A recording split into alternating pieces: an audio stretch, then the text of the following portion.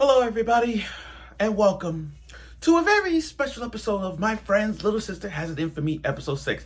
Notice the screen right here that I have here because, damn it, this episode was freaking fire. I've been waiting for this moment.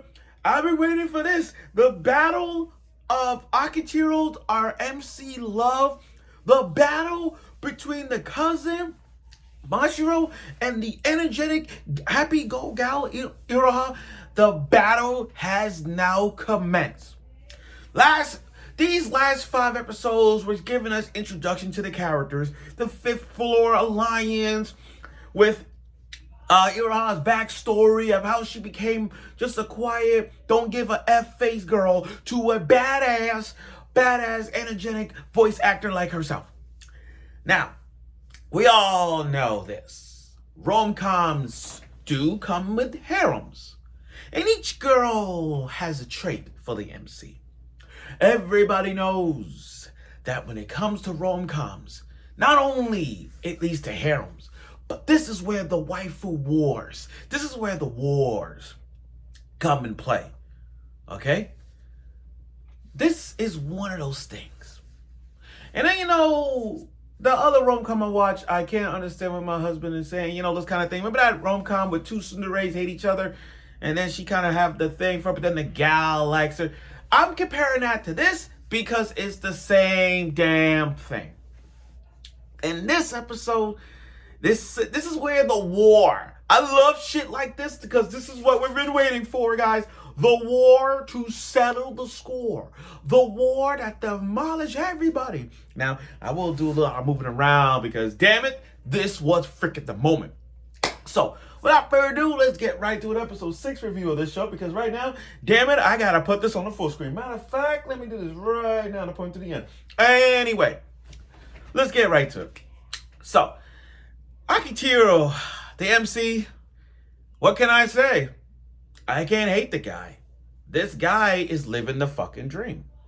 He's living the dream. Okay, look, he got 2 girls on the side. He got 2 girls, Mashiro and Iroha. Now, I get it. I know people are going to react like, oh, that's his cousin. Okay, but let's be honest. How many rom-coms you know of that got the cousins as part of a rom-com? We ain't surprised by that.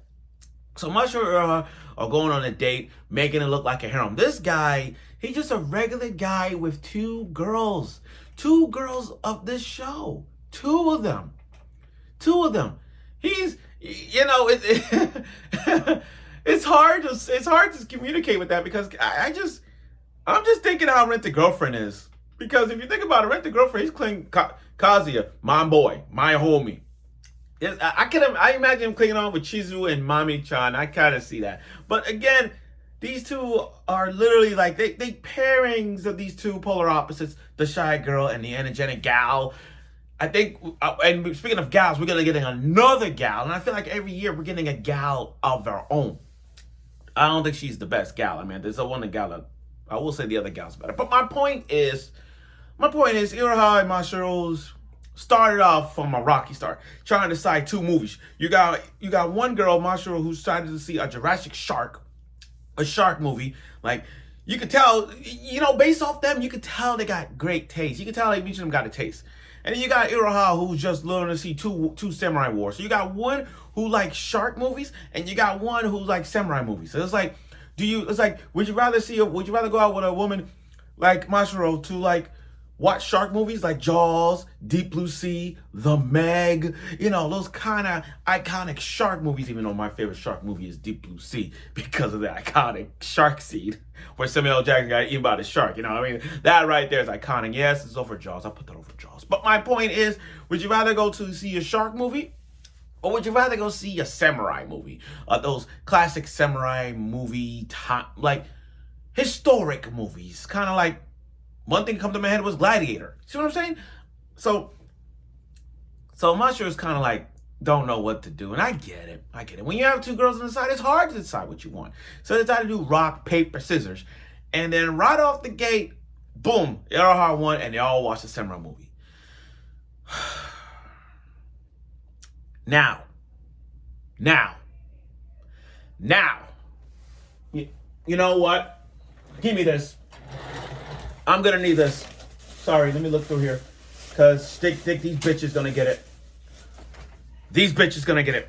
I wanna, make no mistake, I will make this whole thing and punch those bitches in the face. Let me get this straight. Let me understand this whole thing. This is why, guys, you don't get a reaction on this episode. Let me get this straight. Iroha step out. Mashiro and Akito. This is Mashiro's biggest moment to step up. And Akito and them having a conversation, talking, and then all of a sudden, these two bitches decide to come in and literally make fun of Mashiro. Yo. I know we're episode 6, but after watching this, guys, I'm on Team Mashiro. I know part of me don't want to, part of me don't want to ship that because they're cousins. I get that. But part of me want to ship them because I support this. But anyway, you got these two girls literally bullied her all because she wrote a novel.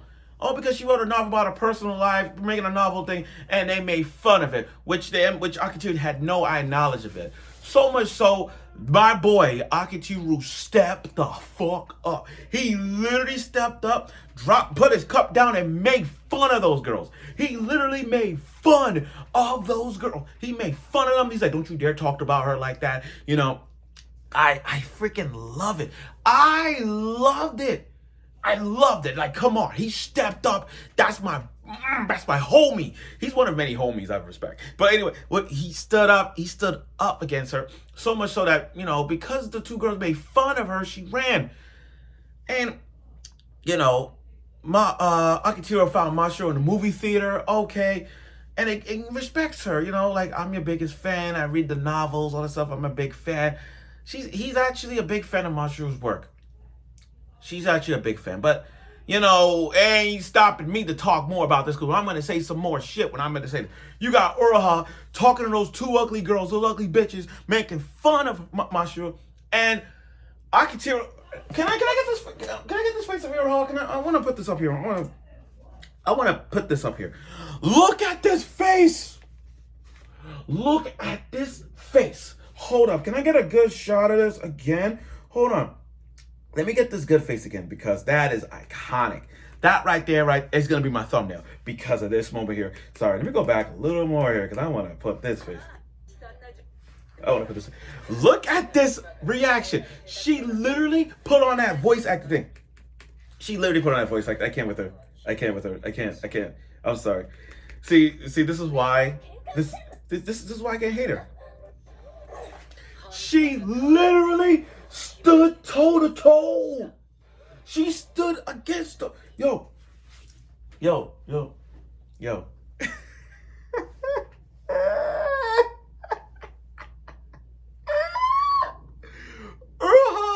Just went. This is why it's great to have a voice actor as your boyfriend / girlfriend. This is why dating a voice actor is really freaking good. This is why having a friend or somebody that close to you that is a voice actor, they can help you out. Iroha went in that phase of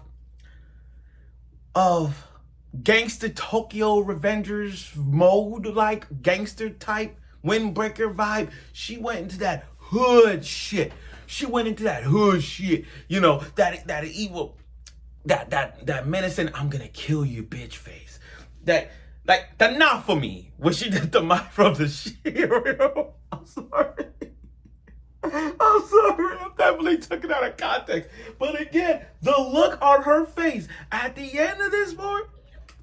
At the end, see, this is why. Look, Iroha has many personalities. She has many personalities. You can't argue with that. She has many personalities. She could voice act as a sad girl or energetic girl, whenever you can. But for her to go in that phase and literally wanted to punch that bitch ass gal in the face and other friends. Yo, let me tell you something. If I was Akito, I could let that go. I'm sorry. If I was Akito, I will let it go. I would just let her punch her. I will let her punch her or have Mashiro or have Akito tell Mashiro, go speak to them and tell them, say you're sorry. You're sorry for making fun of me. I love shit when it comes to revenge tours. I love it because it's so spicy to get back at those two, to get back at people. And when Iroha went to that gang phase, which is like, you mess with that's the face, that is the face of, you mess with Mashiro, I'm gonna break you, bitch, you hear me? And seeing that face, seeing Iroha did that to those two girls, yo, let me tell you something. That right there was the epicenter of the friendship that Iroha and Mashiro. That's like, you understand, this is Mashiro's first friend. So Iroha will do everything she can to protect Mashiro. Look, and like I said, that punch that she about to do, let me just say this. I wouldn't say too far. Those two girls should have deserved it. Those two girls should deserve to get their ass kicked. But leave it to Akitiro saying, with that evil, sinister smile, he's like, don't mess with my friends, okay? You better apologize, okay? Okay, you understand me? You understand? That look. And those two girls apologized and ran. Yo, don't mess with Mashiro's friends, because if you do, you're getting your ass kicked. Hands down. Oh my God. But again, that look on her face when Iroha went to that voice acting mean girl face, that's like saying, I'm going to break you and I'm going to kill you face. That's that. Now, I thought everything was good, with everyone stepping up for Mashiro and made her first friend. But you know what? This is where the episode becomes a war cry. This is where this episode becomes a war. As you know, Iroha already told Mashiro that he stays at her house from time to time. Okay. Now, this is where the drama comes in. As Iroha is then on his bed, like always, turn up the volume, Mashiro left a text. A text that you probably shouldn't show Iroha. A text that you shouldn't. A text that you shouldn't reveal. In that text, ladies and gentlemen, Mashiro texted him and said this: I love you more than anything in the world. That was a sign of saying, I love you. Keep it short and simple. I love you. You know what that is? That's war. And, oh my gosh, when you love someone in a rom-com and someone sees that message in a paper or text, or when someone reveals to the other girl, you do realize that's going to lead to war. And in that cliffhanger moment, that right there is the gut-wrenching chill bone. It's like Mashiro just beat Iroha in this competition. She's already one-up her, because Iroha never said I love you. But when Mashiro did it in a text, that right there was the war to start it all. You can feel the fire in the war now. It's about to happen. Always gonna happen. Always gonna happen. So overall though, this episode was freaking amazing.